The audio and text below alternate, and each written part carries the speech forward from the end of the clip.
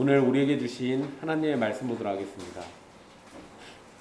오늘 우리에게 주신 하나님의 말씀은 갈라디아서 5장 25절로 6장 5절까지입니다. 갈라디아서 5장 25절부터 6장 5절까지 말씀입니다.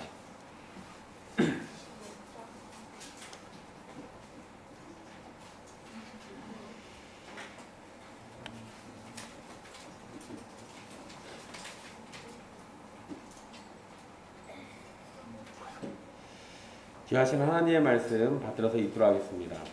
만일 우리가 성령으로 살면 또한 성령으로 행할지니 헛된 영광을 구하여 서로 노엽게 하거나 서로 투기하지 말지니라. 형제들아, 사람이 만일 무슨 범죄한 일이 드러나거든 신령한 너희는 온유한 심령으로 그러한 자를 바로잡고 너 자신을 살펴보아 너도 시험을 받을까 두려워하라. 너희가 짐을 서로 지라. 그리하여 그리스도의 법을 성취하라. 만일 누가 아무것도 되지 못하고 된 줄로 생각하면 스스로 속임이라. 각각 자기의 일을 살피라. 그리하면 자랑할 것이 자기에게는 있어도 남에게는 있지 아니하리니 각각 자기의 짐을 질 것이라. 아멘. 이 말씀은 살아계신 하나님의 말씀입니다.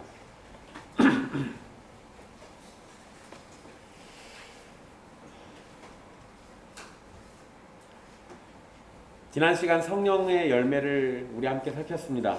성령님께 은혜를 입은 사람은 성령님으로 인해서 성령의 열매를 맺게 됩니다. 이것은 육체의 일과는 분명히 구분되는 일이고 하나님의 은혜로 주어지는 것이면서 동시에 은혜를 받은 사람에게 나타나는 삶의 변화입니다. 주님께서 우리의 정욕과 탐심을 십자가에 못 박으시고 성령의 열매를 맺도록 해주셨기 때문에 성령의 열매가 더욱 풍성히 나타나는 삶이 되기를 소망하면서 허락하신 자리와 삶에서 성령의 열매를 누리고 나타나기를 힘써야 할 겁니다. 오늘 말씀은 성령으로 사는 것이 무엇인지에 관해서 좀 더 구체적인 일을 언급하고 있습니다.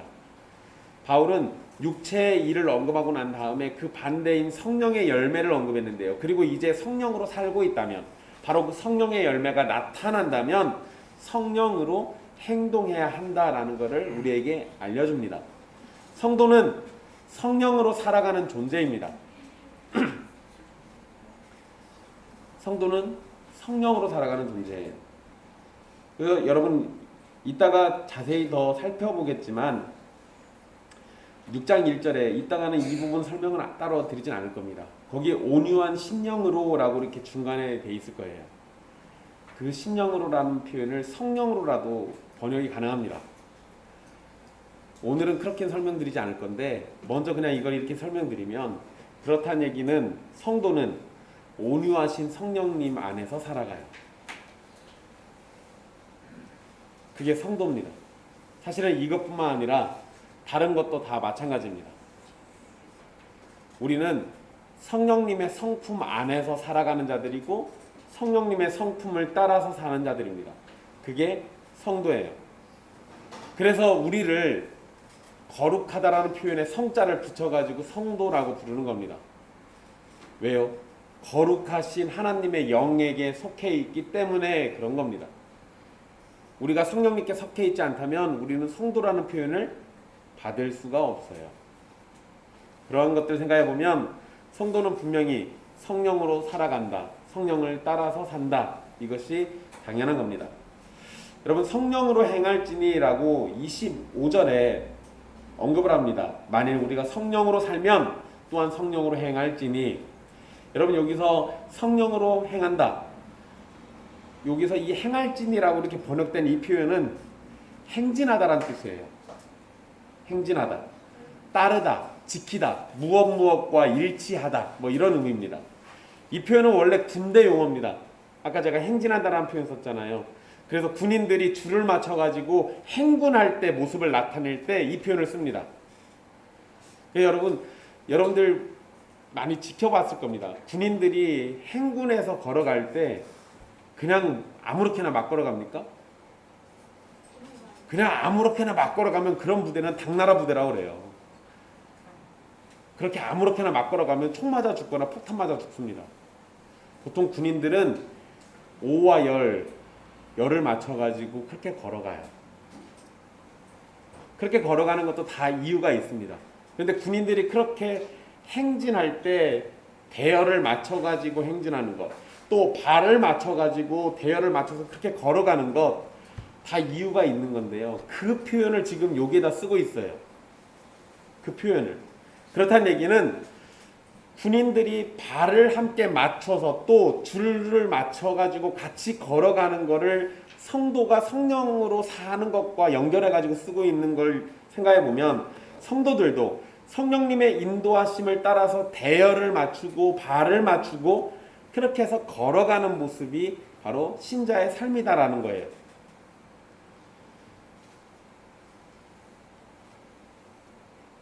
이러한 이해는 성령님과 나라는 한 명의 사람이 아니라 성령님 앞에서 함께 발을 맞춰가는 우리라는 성도들의 모습을 생각할 수 있습니다. 여러분 뭐 이런 거 있을 수 있잖아요. 교회에 새로 온 사람이거나 아니면 어떤 일이 있을 때 열심히 하려고 하는 사람은 자기가 잘하는 거를 막 열심히 하려고 합니다. 좋은 일이에요. 나쁜 거 아닙니다. 그런데 문제는요. 내가 잘하는 거를 나 혼자만 잘하는 거는 교회에서는 의미가 없어요. 이래버리면 뭐밖에 안 됩니까? 뽐내는 것밖에 안 돼요. 그 이야기를요 26절에 바로 써놓습니다. 헛된 영광을 구하지 말라.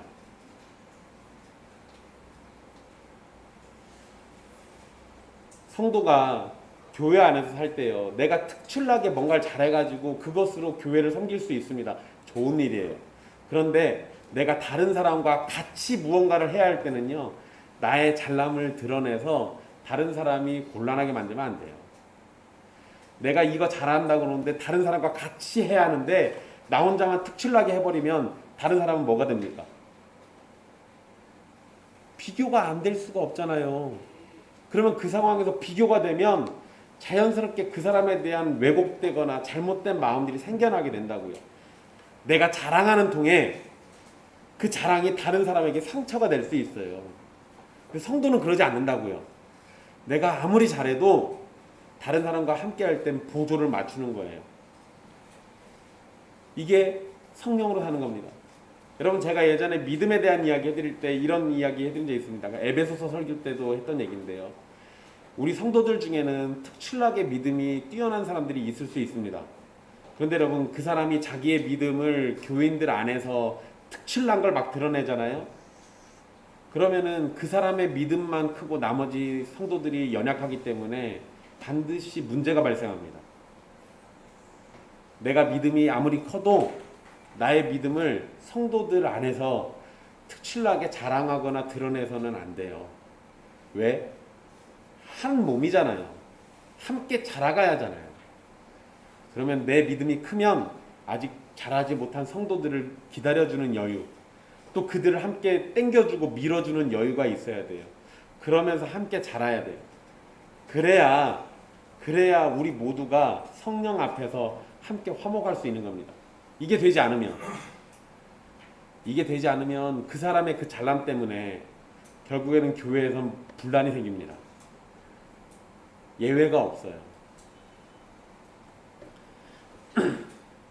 그럼 근데 또 이 발을 맞춰 걸어간다는 거 생각해 보면요. 발을 맞춰 걸어간다는 건 훈련이 필요하다는 겁니다. 군인들이 그냥 군복을 입자마자 다 그렇게 하지 않아요. 여러분 여기 우리 아이들 남자애들 태반인데요. 이제 군대 가면은 하루 종일 걸어 다닙니다. 하루 종일 큰 걸음으로 갔다가 작은 걸음으로 갔다가 우로 돌아가 좌로 돌아가 뒤로 돌아가 발 바꿔가 별거 다 시켜요. 근데 그거를 일주일 내에 합니다. 사실은 왜 그러냐면 발 맞춰서 걸어가는 걸 배우라고 가르쳐줘요. 그거를 하나 못하잖아요. 그러면 그 한 명 때문에 자꾸 이상한 행동들 벌어집니다. 그러니까 발을 맞춰 걷는 건 훈련이 필요하다. 요걸 생각해보면 성령으로 행동하라는 바울의 권면은 우리에게 성령 안에서 살아간다는 것이 그냥 자동적으로 되는 것이 아니라는 걸 알려주는 겁니다. 가만히 앉아있으면 우리를 부르신 성령님이 우리를 깨닫게 해주시고 알아서 행동하게 해주시고 알아서 능력이 발생하게 만드는 이거 아니라는 거예요. 그게 아니라 우리는 아무것도 할 일이 없는 것처럼 그냥 가만히 있다가 잘하면 되는 이런 게 아닙니다. 그게 아니라 성도는 육체의 일에 맞서서 계속 싸워야 하고 힘써 성령의 열매가 나타나기를 소망해야 합니다. 훈련이 필요해요. 그리고 이거는 개인적인 훈련으로만이 아니라 우리가 다 같이 함께 해야 하는 훈련이기도 합니다.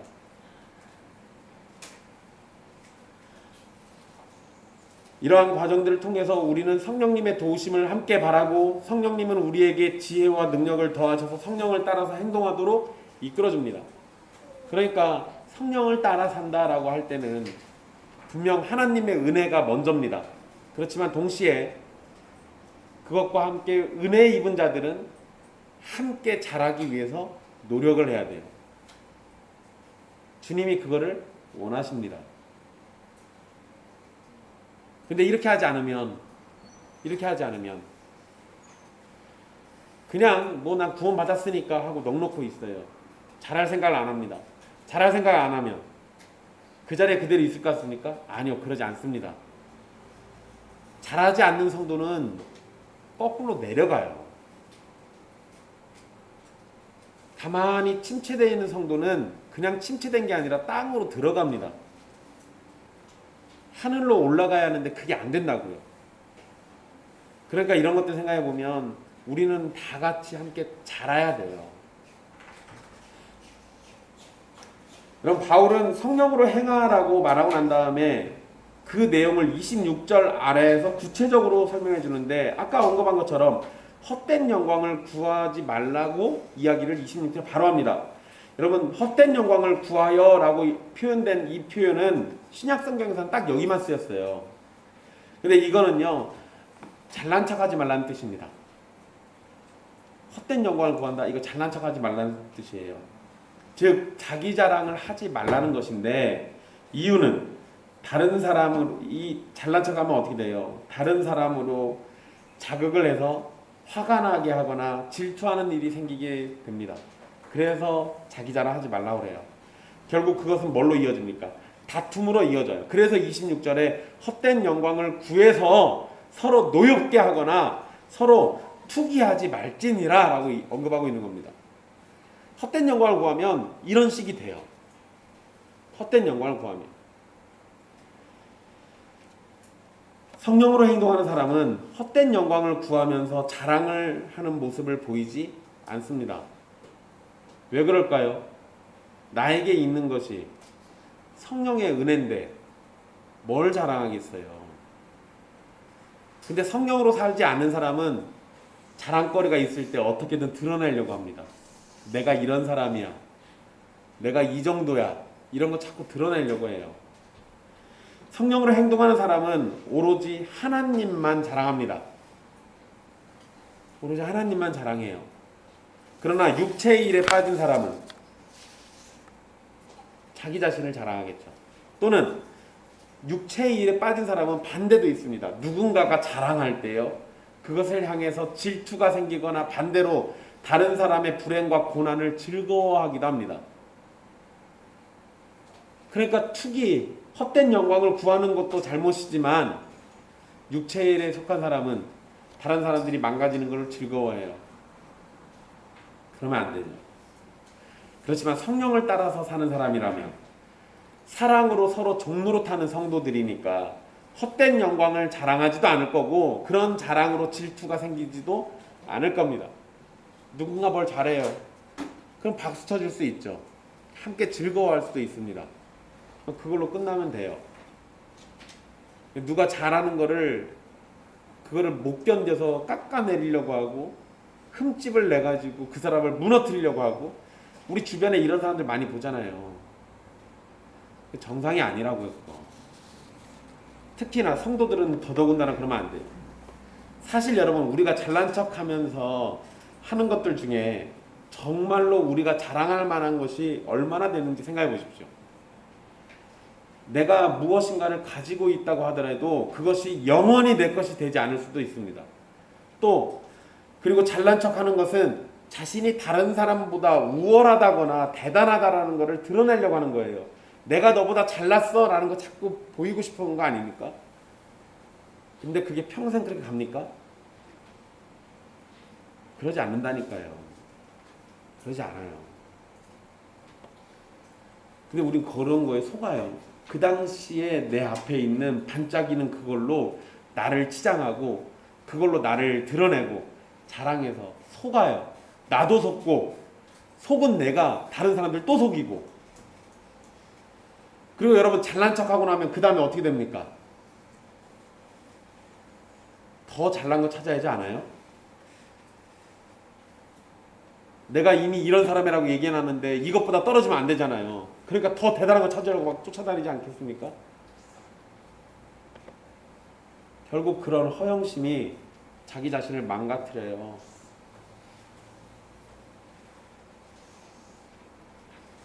근데 여러분 그게 그런 마음이 무엇으로부터 비롯됩니까? 성령이 없는 사람들이 그런다고요. 또는 성령 안에 있으면서도 성령으로 살지 않는 사람들이 그래요.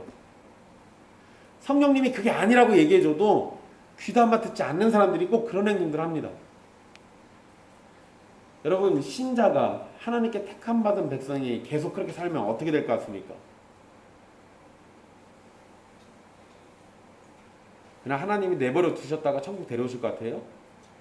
아니요 여러분. 보통 그러면요 하나님이 이 땅에서 감당하지 못할 정도로 세게 때리세요.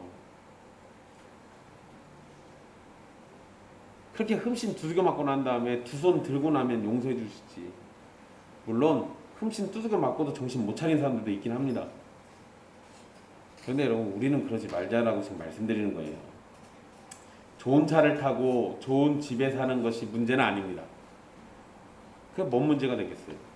그렇지만 그것을 자랑하면서 다른 사람보다 내가 더 낫다는 식으로 자신을 평가하는 것은 자기 위에 더 대단한 존재가 있을 수 있다는 걸 무시하는 겁니다. 그리고 그런 잘난 척은 다툼과 분쟁을 만들어내는 것이기도 합니다.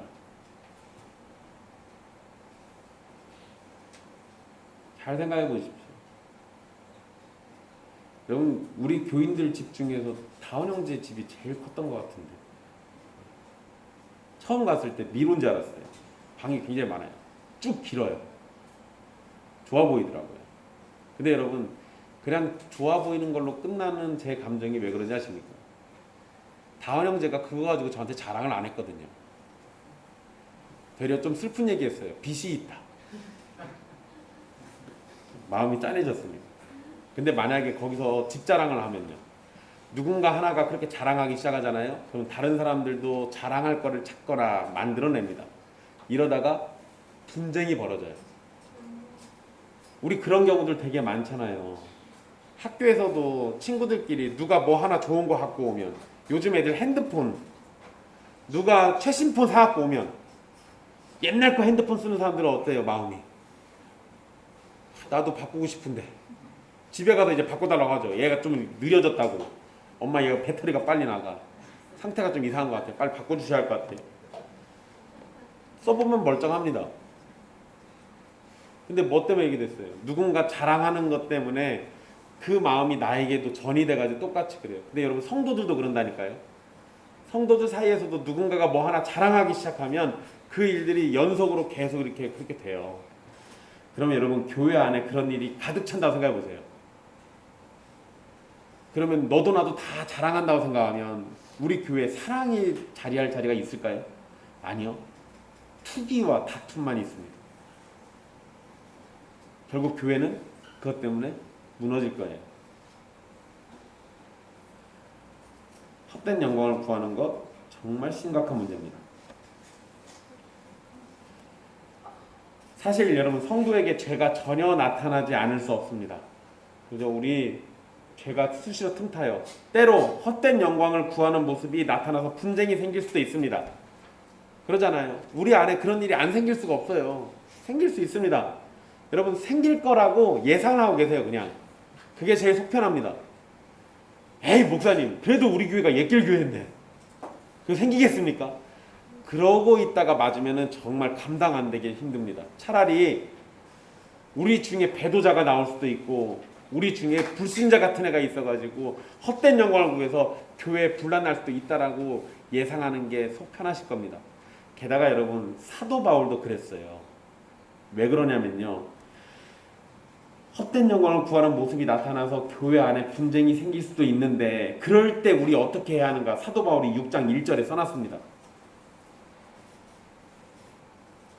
성도들은 성령으로 살아가는 사람이지만 여전히 연약한 가운데 범죄할 수 있습니다. 그렇기 때문에 성도들은 서로에게 어떤 죄가 드러나게 되었을 때 온유한 심령으로 죄를 지은 성도를 회복시키는 데 힘을 모아야 합니다.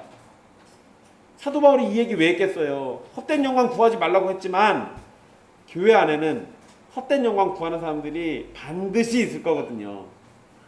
반드시 있어요. 그런데 그럴 때 헛된 영광 구하는 사람 내쫓고 끝내버려요? 아니요, 그게 아니라고요. 성경이 말하는 바는, 사도 바울이 지금 우리에게 알려주는 하나님의 뜻은 온유한 심령으로 그 사람 바로 잡으라는 거였습니다. 사랑으로 서로에게 종노릇하는 것 또는 성령의 열매가 나타나는 성령의 사람들은 교회 가족 중 누구에게라도 관심과 사랑을 갖고 함께 믿음이 성장하면서 자라나기를 바라야 합니다. 그러나 육체의 일에 빠진 사람이라면 어떤 사람에게 허물이 있을 때 그것을 이용해서 그 사람을 넘어뜨리려고 하거나 그것을 비웃으면서 자신들의 즐거움으로 삼을 겁니다. 그런 거 있잖아요. 누가 잘 나가다가 망해버렸어요. 그럼 내가 겉으로 표현을 안 해도 마음속으로 아이고 쌤통이다 이럴 수 있어요. 근데 여러분, 성령의 사람은 안 그런다고요. 물론 여러분, 원수 마귀가 잘 나가다가 무너지면 쌤통인 건 맞습니다.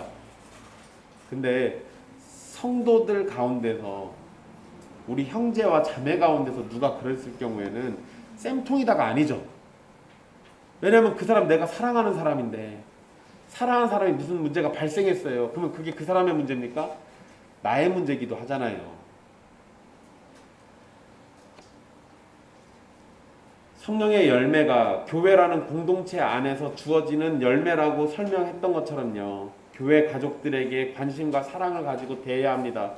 어떤 악한 일이 있을 때는 온유한 심령으로 사랑을 가지고 그 사람을 대해야 돼요. 여러분, 6장 1절에 무슨 범죄한 일이 드러나거든 이라고 이렇게 돼 있죠. 드러나거든 이란 표현은 그냥 단순히 죄를 지은 것이 드러났다 이런 의미로 이렇게 이해가 되긴 하는데요, 매우 놀라운 일이 벌어졌다 이런 의미가 있기도 합니다. 문맥상 어떤 성도가 죄에 심하게 빠져서 매우 놀라운 일이 벌어진 상황이라고 볼 수 있습니다.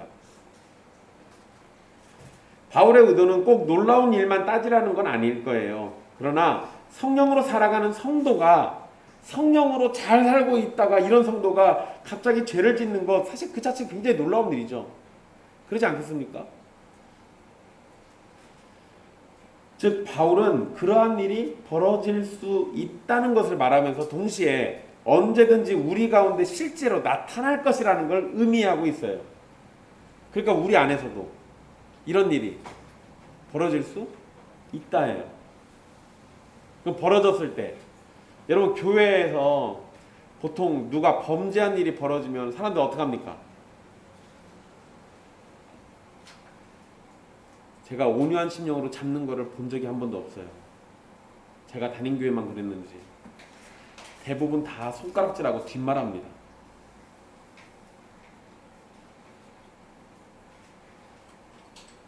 그러면 여러분, 교회 안에서 손가락질하고 뒷말하면 그 문제가 해결돼요? 그렇게 하면 내 영혼이 천국에 좀 더 가까워집니까? 그러지 않잖아요. 경험적으로 알 수 있어요.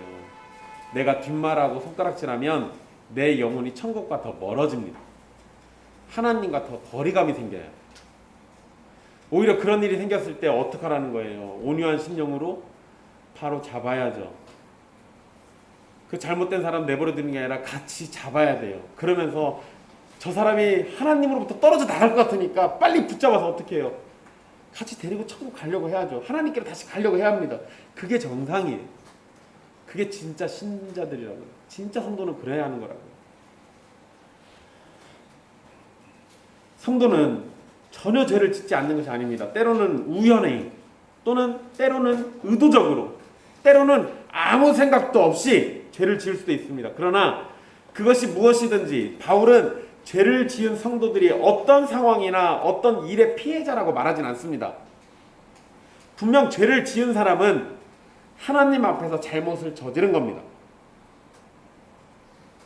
그런데 바울이 여기서 말하고자 하는 것은 교회 가족 중에 누군가 죄를 저지르고 드러나게 되었을 때 그들을 향해서 다른 감정보다 사랑과 온유로 다가가라는 거예요.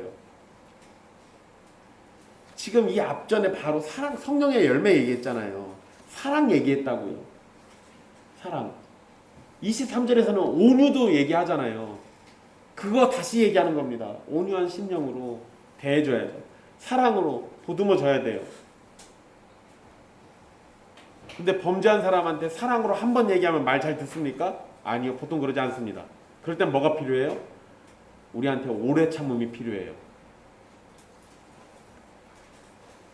범죄한 성도가 하나 있을 때 성령의 열매가 총출동해가지고 그거 해결해야 하는 거예요.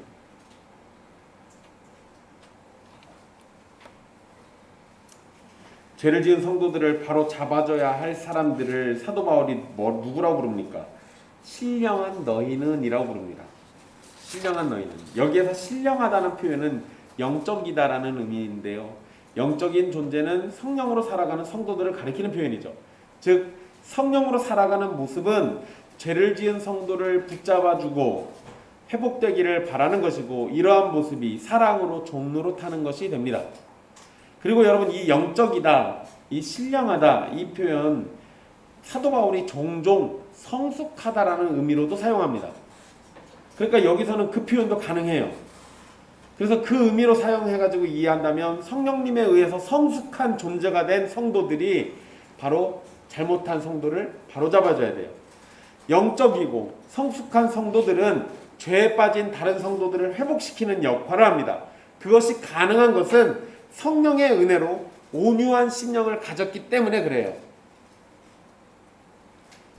성도는 죄에 빠진 형제와 자매를 도와서 바로 서도록 해야 합니다. 그리고 거기에서 멈추면 안 돼요. 잘못된 사람 데려다가 잘 고쳐가지고 바로 잡아주고 여기서 끝내는 게 아니에요. 사도 바울이 그 뒤에 뭐라고 합니까? 너 자신을 살펴보아 너도 시험을 받을까 두려워하라. 자기 자신도 살피고 점검하라는 얘기입니다. 왜요? 죄를 지은 형제와 자매처럼 나 자신도, 여러분들도 연약하기 때문에 언제 유혹에 넘어갈지 모르기 때문입니다. 범죄한 사람은 모든 성도에게 거울이 됩니다. 훌륭한 신앙인들도 우리에게 좋은 모델이 되고 좋은 거울이 되지만 죄를 지은 사람도 우리에게 교훈이 된다는 겁니다. 지금은 여러분이 잘하고 있을지 모르지만 내일이나 미래에는 여러분이 유혹에 넘어가서 죄를 지을지도 모릅니다. 그렇기 때문에 지금 범죄한 형제를 온유한 심령으로 바로잡아주고 자기 자신도 점검하면서 자기 자신도 시험을 받을 수 있다라는 것을 기억해야 돼요. 여러분, 수근거리는 사람들은 이거 할까요? 아니요. 비난과 멸시만 할 줄 알지 자기 자신을 돌아볼 리는 없어요. 그런데 성령으로 사는 사람들은 그러지 않는다고요. 잘못된 사람이 있을 때 바로 잡아주고 그와 동시에 혹시 나에게는 이런 문제가 있지 않을까? 걱정하면서 살펴보는 거예요. 나 자신도 돌아봐야죠. 그래야 마땅합니다. 그게 정상이에요. 왜요? 온유한 심령이 타인에게만 갑니까? 아니요. 그 온유한 심령, 또 영적으로 성숙한 그 마음이 나 자신에게도 향해 하잖아요. 그게 정상이에요. 바울은 2절에서 서로 짐을 지라는 말을 합니다. 너희가 짐을 서로 지라. 여러분, 5장 13절에서 사랑으로 서로 종노릇하라고 말했던 것과 같은 의미로 생각할 수 있습니다. 오직 사랑으로 서로 종노릇해라. 그런데 여기서는 너희가 짐을 서로 지라. 이렇게 얘기하고 있단 말이에요. 그리고 여러분, 바울이 5장 13절에서 서로 종노릇하라 그러고 난 다음에 14절에 모든 율법이 이웃 사랑하라는 말씀에서 이루어졌다라고 이렇게 말을 했는데요. 2절 말씀을 보시면 짐을 서로 짊어지면 그리스도의 법을 성취한다라고 말하고 있습니다. 그러니까 이게 뭐냐면 같은 구조예요. 구조가 지금 같아요. 그래서 서로 종노릇하는 것과 짐을 서로 지는 것이 연결되고요. 이웃사랑으로 모든 율법이 이루어진다라고 말하는 5장 14절 말씀이 6장 2절에서 그리스도의 법을 성취하는 것과 연결되는 겁니다. 즉 바울은 사랑으로 하나인 교회가 되기를 계속해서 권면하고 있습니다. 그리고 그것이 뭐라는 거예요? 하나님의 뜻을 성취하는 거예요. 사랑으로 사는 것이 하나님의 뜻을 성취하는 겁니다. 또한 여러분, 그리스도의 법을 성취하는 것이 짐을 서로 지는 것이라고 말한 것에는 유대주의자들, 저 거짓 선생들의 헛된 말에 대해서 참된 진리가 무엇인지를 가르쳐주는 것으로도 생각할 수 있습니다. 왜 그러냐면 거짓 선생들은 율법을 지켜서 하나님의 법을 성취하는 거라고 가르쳐줘요. 하나님의 법을 성취하려면 뭘 해야 한다고요? 율법을 지켜야 한다고 가르친다고요. 유대인들은 그렇게 가르쳐줘요. 그렇지만 바울은 뭐라고 합니까? 율법을 지키는 게 아니라 짐을 서로 지는 것이 그리스도의 법을 성취하는 거라고 알려줘요. 5장에서는요. 사랑으로 종노릇하는 것이 율법을 다 이루는 거라고 알려줬습니다. 진짜로 율법을 이루고 싶으면 뭐 하라는 거예요? 사랑으로 살라는 거예요. 그게 진짜라는 거죠. 그게 진짜라는 거예요. 여러분, 짐을 서로 진다. 이거 여러 가지 의미로 생각할 수 있는데요. 일단 여러분, 짐 가장 먼저 떠오르는 거는 재정적인 어려움일 겁니다. 성도는 그것을 도우면서 짐을 나눠질 수 있습니다. 그러나 여러분, 여기에서 짐이 단순히 재정적인 어려움만은 아닐 거예요. 성도는 믿음으로 인해서 박해를 받을 수도 있습니다. 그것도 짐이 될 수 있죠. 또 질병이 있을 수 있죠. 사건과 사고를 당할 수도 있습니다. 이럴 때 한 몸인 교회는 서로 짐을 나눠지면서 사랑하라는 주님의 명령을 실천에 옮겨야 돼요. 실천에 옮길 수 있는 가장 쉽고 가장 위대한 일이 뭡니까?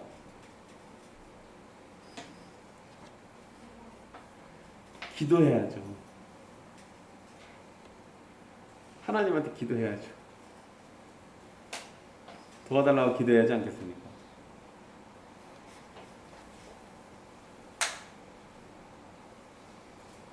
여러분들이 천만금을 갖다 줘도 하나님이 도우시는 것보다 더 나을 리가 없잖아요. 그러니까 기도하셔야죠.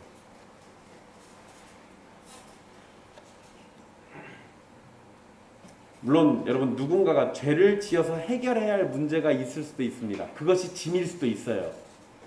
그것은 상황에 따라서 짐을 서로 진다는 것을 적용하거나 하지 않을 수도 있습니다. 이게 뭐냐면요, 성도 중에 누구 하나가 다른 사람을 죽였어요. 이거 우리가 어떻게 짐을 나눠줘요? 이제 이거 이러면 이제 곤란해지죠. 어떻게 그 살인자를 우리가 숨겨줄까요? 이러면 좀 이상해지잖아요. 그러니까 이런 거는 우리가 못할 겁니다. 근데 만약에 그 사람이 우리 성도 중에 누군가가 살인을 해가지고 감옥에 갔습니다. 남겨진 가족들이 있는데 가족들이 먹고 사는 게 어려워졌어요. 그거는 우리가 도울 수 있죠. 그러니까 짐을 진다라는 거는 상황에 따라서 도울 수도 있고 돕지 않을 수도 있습니다. 그 부분은 우리가 하나님이 우리에게 주신 양심과 도덕법을 따라서 정하면 돼요. 또 율법이 어느 정도 윤곽이 있으니까 그것을 따라서 정하시면 됩니다. 그런데 어쨌든 가장 중요한 것은 짐을 서로 진다는 자세에서의 중심은 하나님이 주신 사랑과 사랑하라는 명령을 순종하는 자세입니다. 그것을 가지고 짐을 서로 지는 거예요. 그게 아니라 어떤 도움이 필요한 사람을 불쌍히 여겨가지고 시작하잖아요. 불쌍히 여기는 마음이 사라지면 돕는 것도 끝납니다. 근데 여러분, 우리가 불쌍히 여기는 마음을 항상 가질 수 있을까요? 그럴 리가요. 우리는 흔들리는 갈대와 같습니다. 그래서 만약에 어떤 일을 하는데 그것을 우리 마음의 중심으로, 우리 마음의 상태로 결정하잖아요. 도울 수도 있고 안 도울 수도 있어요. 근데 그게 아니라 하나님의 법이 기준이라면, 내 마음이 그걸 원치 않아도 하나님의 법이 있으니 법을 따라서 돕는 겁니다. 짐을 서로 지는 거예요. 짐을 서로 질 때는 내 마음이 편해야만 지는 게 아니라 내 마음이 불편해도 하나님이 사랑하라고 하셨으니 짐을 지는 겁니다.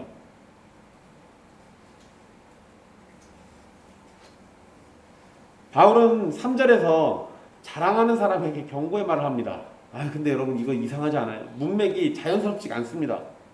이상하잖아요. 2절에서는 서로 짐을 지라고 권면해 놓고 그것이 그리스도의 법을 성취하는 거라고 말했습니다. 그런데 3절에서는 갑자기 또 자랑하지 말래요. 여러분 자랑하지 말라는 얘기 어디서 했어야 돼요? 아까 26절 밑에서 했어야 하잖아요. 근데 갑자기 여기서 또 자랑하지 말라는 얘기가 또 튀어나옵니다. 뭐가 이상한 것 같아요. 3절에 만일 누가 아무것도 되지 못하고 된 줄로 생각하면 스스로 속임이라. 이거 자랑하지 말라는 얘기죠. 근데 왜 갑자기 이렇게 나올까? 바울이 실수했나? 그런데 여러분 우리 성경에는 생략되어 있는데요. 원문에 보면 3절 앞에 왜냐하면이란 말이 들어있습니다. 그러니까 바울이 실수한 건 아니에요. 의도가 있는 거죠. 그러니까 2절과 3절은 연결되고 있는 겁니다. 그거를 감안해가지고 이 부분을 이해한다면 서로 짐을 짊어지라는 권면을 따르지 않는 사람은 자신이 다른 사람의 짐을 나눠줘야 한다는 것을 거부하는 사람들입니다.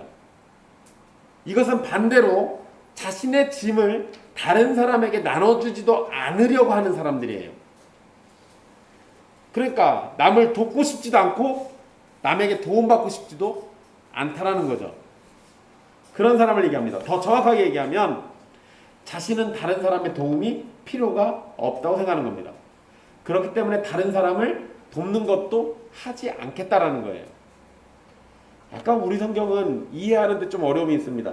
여러분 영어 성경 중에 NLT라는 영어 성경이 있어요. 그 NLT라는 영어 성경이 이 부분을 의역해가지고 번역해놨습니다. 원문 그대로 번역하진 않았어요. 근데 의역한 내용이 이 부분의 원문의 의미를 잘 살려서 번역을 해놨습니다. 그거 제가 다시 우리말로 번역해서 읽어드리면 너희가 누군가를 돕기에 너무 중요한 존재라고 생각한다면 너는 너 스스로를 속이는 것이다. 너는 중요하지 않다. 이렇게 번역해놨습니다. 다시 한번 읽어드릴게요. 너희가 누군가를 돕기에 너무 중요한 존재라고 생각한다면 너는 너 스스로를 속이고 있는 것이다. 너는 중요하지 않다. 원문 그대로는 아니지만 분명히 의미를 잘 살려주고 있습니다. 사실 여러분 성도가 아무리 대단해도 하나님의 은혜가 아니면 아무것도 아니라는 것은 너무나도 명확한 사실입니다. 그러잖아요. 여러분 여기에 이재용 씨가 우리 교회 다닌다고 해도 대단하죠. 이재용 씨가 우리 교회 다니면 우리 이사 가게 생겼는데 그러면 11조 들어오면. 근데 여러분 이재용 씨가 아무리 대단해도요. 하나님의 은혜가 아니면 삼성이 하루아침에 무너지겠죠. 하나님이 하신다고 하면 그 가치가 하루아침에 못 없애겠습니까? 그러니까 하나님의 은혜가 아니면 아무것도 아니라는 것은 사실 일반적인 성도라면 누구나 다 알 수 있는 거예요. 그러니까 누구도 자랑하면 안 되는 겁니다. 왜? 하나님이 우리의 자랑거리를 가져갈 수 있어요. 누구도 내가 못났다라고 낙심할 이유가 없습니다. 왜? 하나님이 은혜 주시면 나에게 없던 재주들이 생길 수도 있고요. 없던 일이 벌어질 수도 있어요. 아무것도 아니면서 무엇이라도 된 것처럼 행동하고 생각하는 사람은 당연히 다른 사람에게 도움을 주지도 않을 것이고 자신이 필요할 때 도움을 받으려고도 하지 않을 겁니다. 왜요? 도움받으면 자기가 뭐가 돼요? 못난 사람이 되잖아요. 그러니까 자기 잘난 맛에 사는 사람은 남들에게 도움 잘 안 받습니다. 그리고 여러분 1절과도 연결해서 생각해 본다면 무엇이라도 된 줄 아는 거만한 사람은 자신이 유혹에 넘어가거나 죄를 지을 것이라고도 생각하지 않습니다. 자기는 절대 그러지 않을 거라 생각하죠. 마치 자신은 완전하게 성화를 이룬 것처럼 완벽하게 거룩한 존재가 된 것처럼 착각해요. 그런 사람들을 향해서 바울은 뭐라고 합니까? 스스로 속임이라 라고 말합니다. 이 세상에 누구도 완전한 성화를 이룬 사람은 없습니다. 이 세상에 누구도 뭐라도 된 줄로 생각하기에 합당한 사람은 아무도 없습니다. 우리는 그저 하나님의 은혜로 이곳에 서 있고 앞으로도 하나님의 은혜 때문에 서 있게 될 뿐입니다. 하나님의 은혜가 아니고는. 우리는 자랑할 게 아무것도 없어요. 여러분 4절엔 좀 매우 특이한 표현이 나옵니다.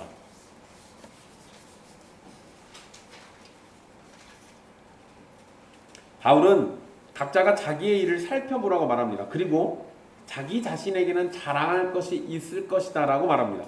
더 쉽게 말하면 자랑은 누구에게 하라는 거예요? 자기 자신에게 하라는 거예요. 참 재미난 표현을 쓰고 있죠. 근데 여러분 이 말 저는 이거 아주 좋은 말이라고 봐요. 남들에게 하지 말고 누구에게 하라고요? 자기 자신에게 하라고요. 저도 서재에서 책 읽다가 뭔가 번뜩이는 거 알게 되면요 혼자 막 잘했어. 예길교회 목사야. 잘했어. 저 혼자 합니다. 남들에게 자랑 안 해요. 그 맛이라도 있어야 살지 어떻게. 여러분 바울은 자랑할 것이 있어도 자기 자신에게는 있지만 남에게는 있지 않다라고 말합니다. 이것을 문자 그대로 받아들여 생각할 수 있어요. 성도가 믿음의 삶을 살다가 잘 해낼 때가 있습니다. 여러분들 잘하실 때 있잖아요. 정말 누가 봐도 내가 진짜 잘했을 때가 있어요. 야 이건 진짜 잘한 것 같아. 이런 마음 들 때 있습니다. 근데 여러분 내 마음에 그런 자랑하고 싶은 마음 생겼는데 그거를 묵혀두지 마시라는 거예요. 누구에게 하라고요? 나에게 하라고요. 나에게. 그죠. 뭐 부부는 일심동체니까 아내에게 할 수도 있습니다. 네. 설마 뭐 아내가 했다고 뭐 아내가 뭐라고 하겠어요. 근데 여러분 정말 잘 해낼 때, 믿음의 삶을 잘 해낼 때, 그럴 때 다른 사람과 비교해가지고 자랑하는 자세를 가지면 분란이 생깁니다. 그러니까 그러지 말고 그저 자기 자신을 살피면서 스스로 자랑거리로 삼을 수 있다라고 얘기하는 겁니다. 그러면 돼요. 이게 맞습니다. 이러면 되는 겁니다. 만약에 다른 사람과 비교해서 자랑을 한다고 생각해 보십시오. 보통 다른 사람들이 잘못 해냈을 때 우리는 자기 자신하고 비교하면서 자신이 얼마나 더 대단하고 뛰어난 사람인지를 자랑하게 됩니다. 누가 뭘 잘 못했는데 내가 그걸 잘하면 나를 더 높이고 싶은 마음이 생기잖아요. 자랑이라는 게 그래요. 다른 사람과 비교해서 자신이 초라하다고 느끼거나 자신이 다른 사람보다 더 잘하지 못할 때는 그 사람을 자랑하는 것보다는 뭐합니까? 시기하고 질투하면서 깎아내리려는 악함을 드러냅니다. 그게 보통의 사람들이에요. 근데 우리는 바로 그런 자세들을 피하라는 겁니다. 우리가 성도답게 무엇인가를 잘 해냈을 때는 다른 사람과 비교하지 말고 스스로 자랑으로 삼고 스스로 칭찬해주면 됩니다. 그러나 우리가 무엇을 잘 해낼 수 있는 것도 사실상 예수 그리스도로 인해서 된 일이기 때문에 우리의 자랑은 궁극적으로 삼위 하나님을 향해야 맞아요. 그게 맞는 겁니다. 게다가 여러분 원문의 표현은요. 그냥 우리말은 자랑할 것이 자기에게는 있어도 이렇게 돼 있잖아요. 자랑할 것이 있어도 라는 이 표현이 미래형입니다. 그러니까 자랑을 언제 한다는 얘기예요. 사실 이거 미래에 하는 거예요. 자랑할 것이 있을 것이다 라는 뜻입니다. 자랑할 것이 있을 것이다. 이것은 종말의 때 마지막 최후의 심판날에 자랑할 것이 있다는 뜻입니다.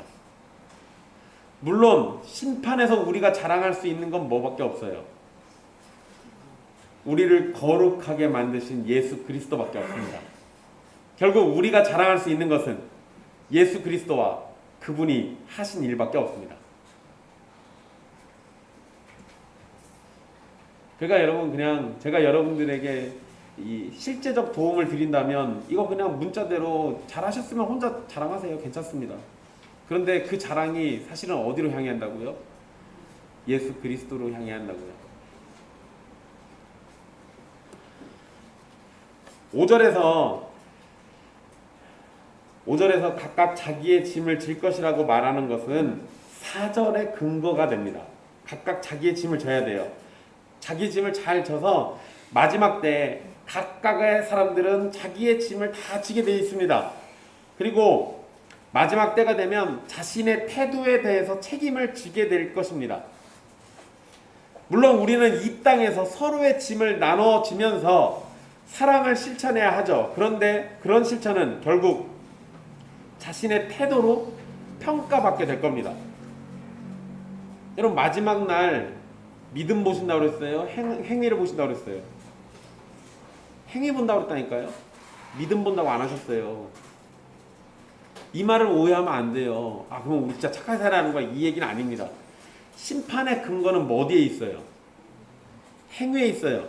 근데 그 행위, 우리가 구원받을 행위는 누가 하셨어요? 예수님 하셨잖아요. 그 말이 그 뜻이에요. 그러니까 심판날 우리는 우리의 행위 때문에 구원받는 게 아니라 예수님의 행위 때문에 구원받아요. 그거를 나는 여기서 믿고 있는 거고. 그런데 그걸로 구원받는 사람이 이 땅에 살면서 그 믿음을 가지고 사는 사람이 예수님의 행위와 반대되는 행동하는 게 정상입니까? 그럴 리가 없잖아요. 그럴 리가 없잖아요. 그래서 믿음을 가진 사람들은 완벽하게는 아니더라도 삶의 행동이 예수님을 따라 살아가게 돼 있습니다. 그 얘기하는 거예요. 그러니까 여러분 마지막 날에 우리 행동, 우리의 태도 이런 것들이 심판대에 올라가게 돼 있습니다. 물론 그걸로 우리가 구원받고 안 받고를 결정짓진 않아요. 그렇지만 여러분 우리가 예수님 때문에 구원받아도 그 심판대에 내 행위를 짊어지고 올라가는 건 맞잖아요. 그럼 여러분 그때 여러분들의 행위로 주님의 심판대에서 부끄러움을 당할 수도 있다는 얘기예요. 구원은 받더라도 뭘 당한다고요? 부끄러움을 당할 수도 있다고요. 그러길 원하십니까? 에이 목사님 어차피 그까짓 거 뭐 내 인생 틀려먹었는데 그냥 구원만 받으면 됩니다, 이거예요? 아니요. 그러지 마시라고요. 그러지 마시라고요. 하나님에 대한 사랑이 없으면 그 말이 맞아요. 근데 하나님에 대한 사랑이 있으면 내가 하나님을 사랑하는데 하나님이 싫어하는 걸 하고 올라간다고요? 그럴 수가 없잖아요. 그러니까 그러면 안 되는 겁니다.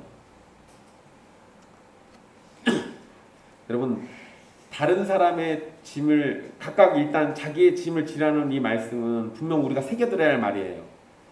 다른 사람의 짐을 짊어지는 이야기가 앞에서 나왔죠. 2절에 너희가 짐을 서로 지라. 그죠? 그러면 저것도 해야 하고 또 뭐도 해야 합니까? 각각 자기의 짐도 져야 돼요. 그런데 여러분 다른 사람의 짐을 짊어지면서 자신의 짐을 지려고 하지 않는 것은 위선입니다. 또 자신의 짐은 짊어지는데 다른 사람의 짐을 외면해버리면 그건 이기주의가 돼요. 성도는 자신의 짐도 충실히 지고 다른 사람의 짐도 나눠질 줄 알아야 합니다. 바울은 성령의 열매를 언급한 후에 성령으로 살고 성령으로 행할 것을 말했고 그 일에 대해서 구체적으로 설명하기를 형제를 서로 살피고 도우며 보살피라고 권면하고 있습니다. 여러분 2000년 전에 바울이 이 얘기했을 때 이거 쉬웠을까요? 쉬웠으면은 성경에 안 써놨겠죠. 그냥 알아서 했을 거니까.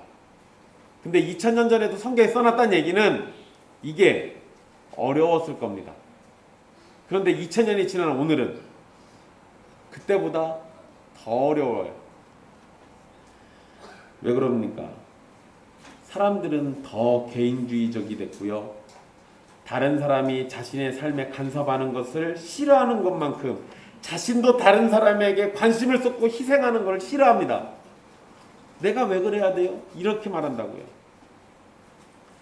그러나 여러분 세상의 분위기가 그렇게 흘러가고 사람들의 인식과 생활이 그렇게 흘러가도 성령의 사람들은 그러한 세상의 분위기나 사상의 흐름을 초월해서 주님의 말씀에 순종해야 합니다. 그게 정상이에요. 세상 사람들은 누구 돕는 거 옆 사람, 주변 사람들 챙겨주면 뭐라고 합니까? 오지랖이 없다라고 하죠. 성도에게는 그 말이 칭찬이어야 돼요. 성도는 그렇게 살아야 한다니까요. 그 세상 사람들이 그 말할 때 그 비꼬는 표현 아닙니까? 근데 그게 아니에요. 진짜 성도는 오히려 그렇게 사는 게 맞습니다. 물론 여러분 우리도 시대의 자녀들이기 때문에 개인주의적인 성향이 강한 시대의 영향을 안 받을 수가 없습니다. 그래서 서로에게 관심을 쏟고 관심을 받는 것이 불편할지도 몰라요. 그렇지만 우리의 불편한 마음보다 뭐가 앞섭니까? 주님의 명령이 앞섭니다. 내 마음이 불편해도 주님의 명령이 있으니 어떻게 하라는 거예요? 주님의 명령에 굴복하라는 겁니다. 불편한 여러분들의 마음을 쳐서 복종시키세요. 다른 사람이 나에게 관심 쏟는 게 불편하다? 그 마음을 없애셔야죠. 다른 사람에게 관심 두는 게 힘들다? 아니요. 힘을 길러서 다른 사람에게 관심을 쏟아야죠. 왜? 주님의 명령이 있으니까. 그 과정에서 분명 우리는 마음이 힘들고 불편해질 수도 있습니다. 그렇지만 성령님께서 주시는 열매는 바로 그런 불편한 마음까지도 변화시키는 새로운 출생이기 때문에 성령님 안에서 우리는 충분히 변화되고 서로 짐을 나눠서 지는 사랑으로 종로로 타는 자세를 가질 수 있어요. 여러분, 이거 약간 좀 다른 얘기일 수도 있는데요. 예전에 우리 같이 막 무슨 자매들이랑 뭔 얘기하다가 조은영 자매님이 문방구에서 파는 어포 얘기를 하셨어요. 그 약간 연갈색의 그 쥐포 이렇게 납작한 거 있잖아요. 옛날에 엄마가 막 그거 잔뜩 사다가 집에서 먹었다고. 그 얘기가 제 머릿속에서 떠나지 않아서 어디 마트 가가지고 쥐포만 보면요 그거 찾아요. 제가 어저께 드디어 찾아냈습니다. 제가 이름을 몰라가지고 못 샀거든요. 그래서 어저께 500g 샀어요. 교회 갖고 와서 나눠 먹으려고. 여러분, 제가 왜 그랬을까요? 쥐포가 생각나서 그랬을까요? 아니요, 쥐포를 얘기하는 조은현 자매님의 눈빛이 너무 반짝거려가지고 그랬어요. 잊을 수가 없어요. 저 다른 사람들에게도 마찬가지예요. 왜 이렇게 됐을까요? 주님이 먼저 사랑해 주시니 그 사랑 때문에 가능한 거예요. 여러분들도 마찬가지잖아요. 여러분, 저희 집에 나무 작대기가 잔뜩 있습니다. 제가 주신 형제한테 닭장에 애들 올라갈 나무 뭐 얘기했더니 폐 목재 구하는 대로 저희 집에 갖다 놓고 있어요. 그래서 주신 형제는 왜 그래요? 나무 치울 데가 없었는데 잘 됐다 싶어가지고 우리 집에 치우는 겁니까? 그럴 리가요.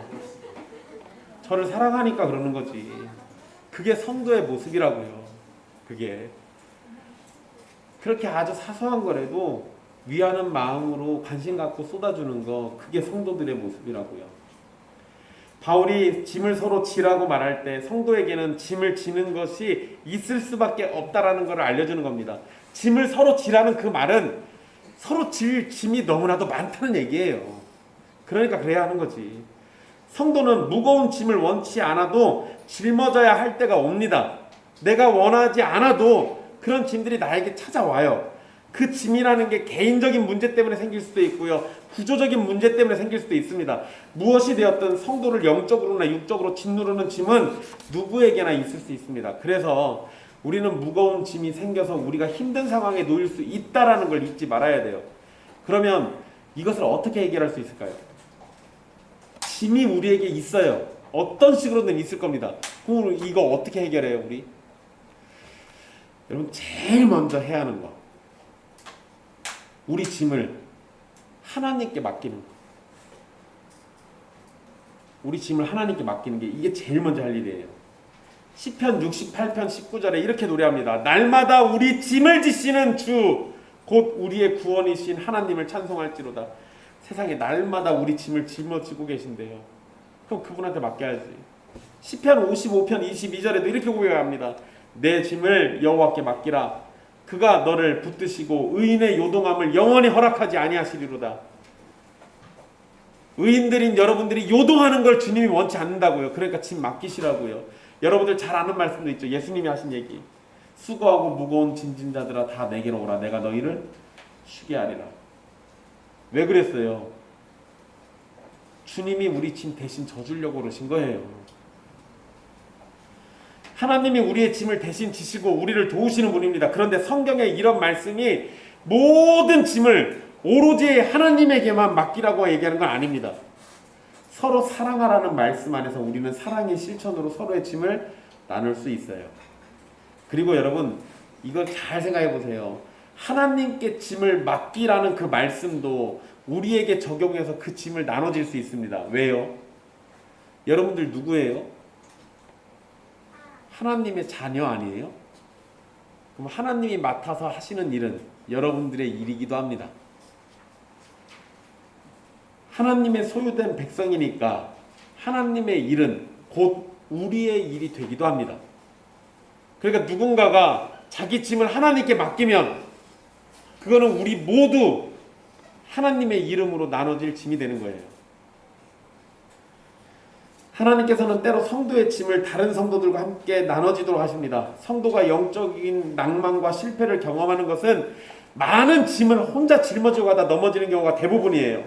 그러지 마세요. 그러지 마십시오. 여러분들의 개인적인 문제니까 혼자 짊어지고 가다가 여러분이 망하잖아요. 그러면 여러분이 망한 것 때문에 교회가 망합니다. 교회가 망해요. 하나님께서 함께 살아가라고 가정과 교회를 주셨죠. 그러면 가정과 교회 안에서 자신의 짐을 함께 도와줄 사람이 있다라는 걸 기억하시고 도움을 받는 것도 중요합니다. 그리고 말씀에서 서로 짐을 지라는 명령이 있고 각자 자기의 짐을 짊어져야 한다고 가르치는 것을 생각해 본다면 서로의 짐을 지는 것이 성도가 각자 짊어져야 할 짐 중에 하나인 거예요. 다른 사람의 짐이 곧 내 짐인 거죠. 그렇게 사는 겁니다. 나만 잘하고 나만 구원받고 나만 복받으면 된다는 식의 자세는 성도와 교회로서는 마땅하지 않습니다. 성도는 언제나 하나의 몸이라는 사실을 기억해야 합니다. 우리는 함께 자라고 함께 살아가는 존재입니다. 그렇기 때문에 내 지체인 성도가 무거운 짐으로 쓰러진다면 나도 언젠가 그 영향으로 넘어질 때가 옵니다. 내가 다른 성도를 돕고 함께 살아간다면 그것으로 언젠가 나도 도움을 받으면서 함께 살아갈 힘을 얻게 될 겁니다. 또한 2절에서의 짐은요, 6장 2절에서 너희가 짐을 서로 지라 할 때 그 짐 있잖아요.